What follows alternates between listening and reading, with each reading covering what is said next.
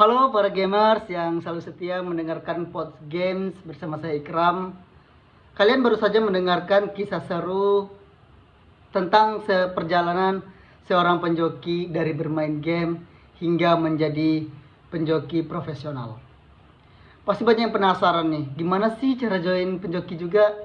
Nah, di sini saya akan membagikan kisah dan pertunjukan lengkapnya.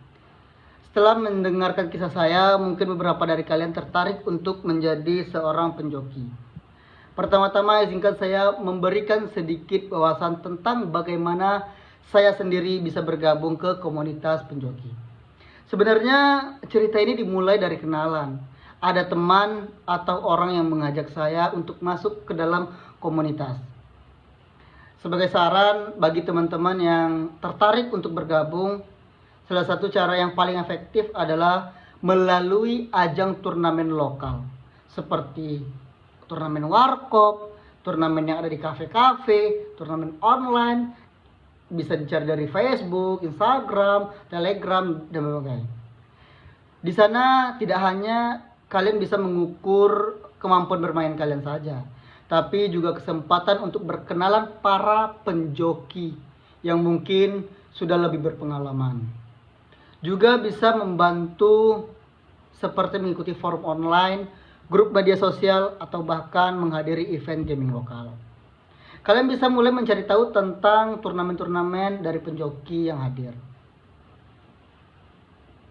Mereka memiliki tips dan saran berharga untuk kalian. Ingat, menjadi penjoki bukan hanya soal skill dalam bermain game, tetapi juga jaringan, kenalan, dan koneksi dalam komunitas gaming.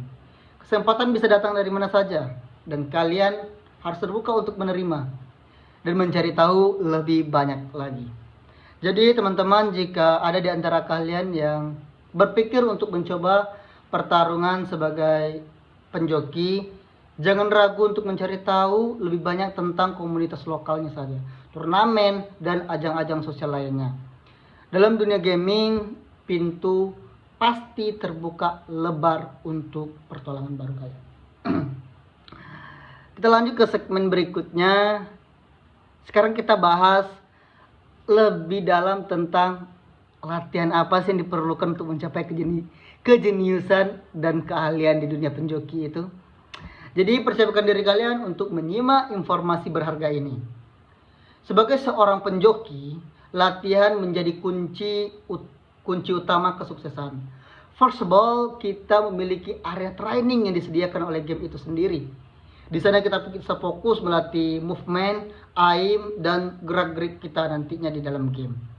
Latihan ini dapat dilakukan sehari-hari. Kalau saya pribadi melakukannya lebih kurang 2 jam dalam sehari. Dan ini adalah fondasi dari kemahiran kita.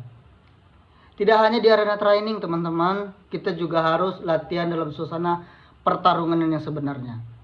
Team deathmatch menjadi pilihan yang paling tepat. Nah, melalui mode ini kita dapat melatih respons kita lebih cepat, koordinasi tim, dan adaptasi terhadap berbagai situasi di medan perang.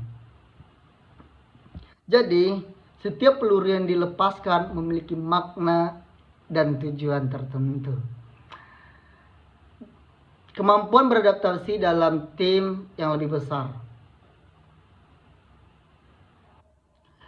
Sehari-hari kita bisa menghabiskan waktu 8-12 jam di dalam game. Mengajar tingkat peringkat tertinggi yang ada di game PUBG Mobile. Namun latihan bukan hanya tentang jumlah jam yang dihabiskan di depan layar. Penting untuk selalu mengkaji setiap pertandingan dan memahami kelemahan dan kekuatan kita. Dengan hal begitu, kita dapat terus berkembang dan mengasah kemampuan kita lebih baik lagi. So, bagi yang masih penasaran atau tertarik untuk menjadi seorang penjoki profesional, tentu saja masih ada tempat untuk bergabung. Namun ingatlah bahwa perjalanan ini membutuhkan dedikasi dan komitmen yang tinggi. Dengan latihan yang konsisten, siapa tahu suatu hari kalian bisa menjadi seorang penjoki yang diakui. Ya teman-teman, Tidak berasa kita masuk di penghujung acara, penghujung segmen. Kita semua tahu, kita semua harus mengakui bahwa menyeimbangkan waktu antara kuliah dan ngejoki adalah bukanlah tugas yang mudah. Namun saya sebagai seorang penjoki mempunyai tips yang bisa saya bagikan, yaitu adalah membuat jadwal yang realistis. Tentu saja kuliah adalah prioritas utama kita. Jadi kita perlu memastikan bahwa waktu kuliah dan tugas-tugas akademis terprioritas. Jadi guys, itulah satu tips sederhana dari saya.